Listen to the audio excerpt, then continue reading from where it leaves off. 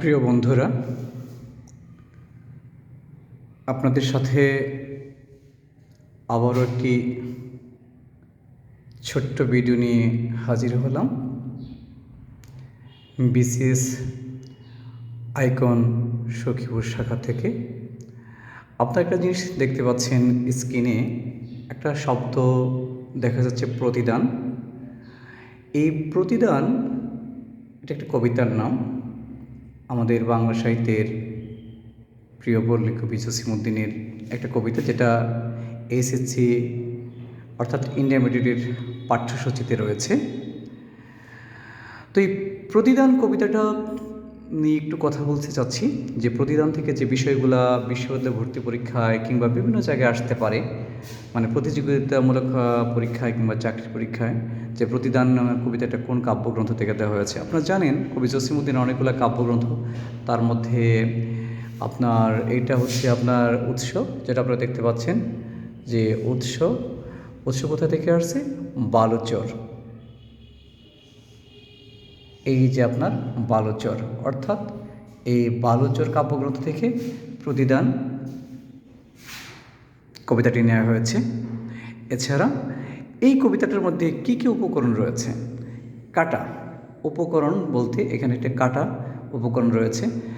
আর নামকরণ কী জন্য হয়েছে সেভাবে যদি আমরা বিষয়বস্তুর উপর ভিত্তি করে নামকরণ করা হয়েছে। আর মোট চরণ এখানে রয়েছে 18টি। আর ছন্দ এখানে আছে, যে ছন্দে কবিতাটা লেখা হয়েছে সেটা হচ্ছে মাত্রাবৃত্ত ছন্দ।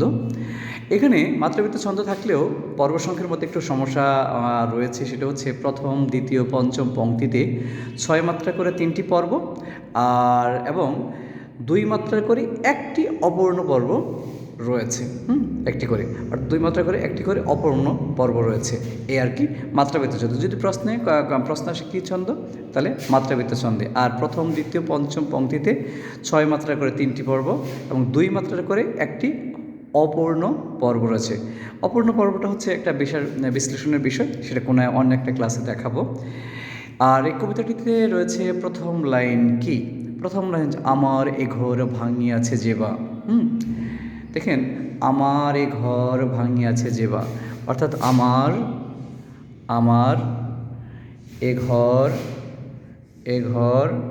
ভাঙিয়াছে যেবা,